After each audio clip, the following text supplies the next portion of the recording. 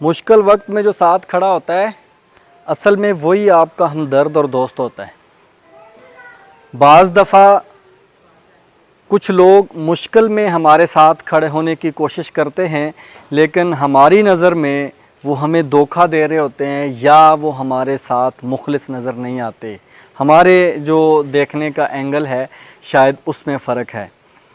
एक शख्स फौत हो गया और उसका एक ही बच्चा था और एक बेवा वो छोड़ के इस दुनिया से जब जाता है तो थोड़े दिन गुज़रने के बाद उनके घर में फाका कशी का आलम था। तो उस बच्चे की माँ अपना संदूक खोलती है और उसमें एक डायमंड पड़ा होता है और उस डायमंड को देकर कहती है कि जाओ अपने चचा के पास, वो जो है वो सुनार का काम करते हैं, फ़लाँ शहर में जाओ उनके पास और उनको ये बेच कर आ जाओ, क्योंकि मार्केट में अगर किसी दूसरे के पास इसको आप बेचेंगे तो वो आपको पैसे कम देगा। वो आपका चचा है, वो आपका खूनी रिश्तेदार है, सबसे बड़ा हमदर्द है और वो बेहतरीन रेट आपको लगाएगा और अच्छे पैसे दे देगा और उससे हमारा कुछ दिन गुज़र बसर अच्छे तरीके से हो जाएगा। जब वो बच्चा वो डायमंड लेकर अपने चचा के पास जाता है तो उस चचा को सारी कहानी बताता है कि घर के हालात बहुत ख़राब हो चुके हैं और ये अब्बू की जो एक जायदाद थी उसमें से ये चीज़ हमारे पास है, इसको मैं बेचना चाहता हूँ, ये डायमंड है और आपके पास इसलिए आया हूँ कि आप मेरे चचा हैं, आप मेरे खूनी रिश्तेदार हैं, आप मेरे सबसे बड़े हमदर्द हैं, आप मुझे इसके बेहतर तरीके से पैसे दे सकते हैं, इसकी बेहतर कीमत दे सकते हैं।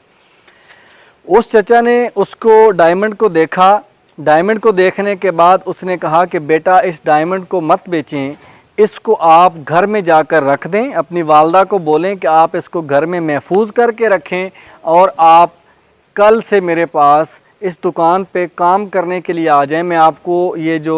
सोनार का काम है, जवाहरी का जो काम है, ये भी सिखाऊंगा और साथ में इतना ख़र्चा पानी आपको दे दूंगा कि आपके घर का निज़ाम बड़ी आसानी से चलेगा। वो बच्चा अपनी माँ के पास आता है और उसको कहता है कि चाचू ने कहा है कि ये जो है ये डायमंड आप ना बेचें, इसको अपने घर में रखें, महफूज करके रखें और मेरे साथ आ जाएं और मैं दुकान पे आपको काम भी सिखाऊंगा और आपको तनख्वाह दूंगा, इतना ख़र्चा दे दूंगा कि आपके घर का निज़ाम चलेगा। उस वक़्त तो उन्होंने ये सोचा कि शायद चचा नहीं चाहते कि हम इसको बेच के हम अमीर हो जाएं और हम बड़े लेवल पे कोई बिज़नेस कर सकें, काम कर सकें, ये हमें जो है अपना मुलाजिम बना के रखना चाहता है। लेकिन उनके पास कोई और ऑप्शन भी नहीं था। उस बच्चे ने और माँ ने मशवरा किया कि चलो जैसा भी है मुलाजमत करनी पड़े, जो भी है उसके पास चले जाएँ और वहाँ पर जाके काम भी सीखें। उस नौजवान ने अपने चाचू की दुकान पर काम करना शुरू कर दिया और आहिस्ता आहिस्ता जैसे काम सीखता गया, काम सीखते सीखते एक वक्त ऐसा आया कि मार्केट में अपने चाचू से भी ज़्यादा उसका नाम बन गया कि वो हीरे, जवाहर, लाल, सोना, चांदी, इस तरह की चीज़ें जो होती थी उनको देख के पहचान लेता था और उस बता देता था कि ये असली है या नकली है। जब इस लेवल पर वो पहुंच चुका था तो फिर एक दिन उसके चाचू ने कहा कि बेटा अब आप इस मुकाम पर पहुंच गए हैं कि अब आप उस जेवर को, वो जो आपका एक डायमंड था आपके घर में, आप उसको बेच सकते हैं, आप उसको मार्केट में लाएं, अब उसको बेचते हैं। जब वो अपने घर जाता है और घर जाकर वो देखता है उस डायमंड को और उसने पहचान लिया कि ये डायमंड तो नकली है।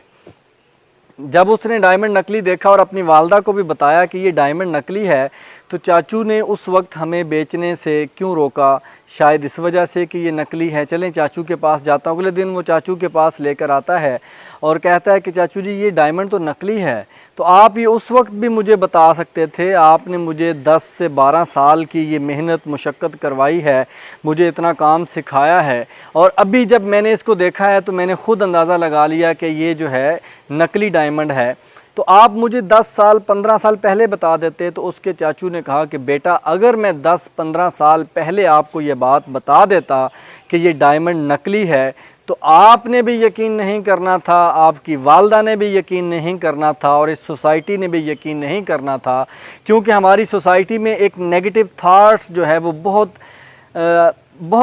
बढ़ चुकी है, बहुत ज़्यादा तेज़ी से वो जो है ना इसको हम एक्सेप्ट कर लेते हैं और सब ने यही कहना था कि ये जो है इसका भाई फौत हो गया और इसको यतीम बच्चों का भी खौफ नहीं है, और इसने इनका जो एक डायमंड था, एक उनके पास कुल असासा यही था, उसको भी नकली करार दे के सस्ते दामों ख़रीद लिया है, या इसको ख़रीदना नहीं चाहता या इसको नकली करार दे रहा था कि मार्केट में भी ये सेल ना कर सकें, तो उस वक़्त मैंने बुरा बन जाना था। इसलिए मैंने सोचा कि अगर मैं अभी आपको बताऊंगा तो मैं भी बुरा बनूंगा, आप भी मुझसे मुतनफ़र होंगे, बदगुमानी जो है वो पैदा होगी और उससे हमारे तल्लुकात कमज़ोर होंगे। तो अभी आपके ऊपर अगर बुरा वक्त आ गया है तो अल्लाह की तरफ से ये आजमाइश है, क्यों ना मैं आपकी अच्छे तरीके से मदद करूं, आपको काम सिखाऊं, आपको हुनर सिखा दूं, और जब आप हुनरमंद हो जाएंगे आप रोज़गार भी कमाने के काबिल हो जाएंगे, और एक दिन आएगा आपको पता भी चल जाएगा कि ये डायमंड जो था ये वाकई नकली है, और मैं इसको चाचू के पास लेकर आया था और अच्छा किया चाचू ने उस वक्त इसको नहीं बेचा। तो ये कहानी रखने का मकसद ये है कि अगर तो आपके इर्द गिर्द कोई आपका अपना मुश्किल में है तो उसके साथ खड़े हो जाइए, और साथ खड़े होने का ये एक बेहतरीन तरीका है। चीनी कहावत भी है कि अगर आपने किसी की मदद करनी है तो उसकी मदद करने के लिए उसको मछली मत दीजिए, बल्कि उसको मछली पकड़ने का तरीका बता दीजिए। यानी अगर आपने सही मानों में और बहुत बड़े लेवल पे मदद करनी है किसी की तो उसको हुनरमंद बना दीजिए, उसको हुनर सिखा दीजिए, ताकि वो एक दो दिन या चंद लम्हों के लिए उसकी मदद ना हो, बल्कि उसकी पूरी ज़िंदगी के लिए, आने वाली नस्लों के लिए भी उसकी मदद हो।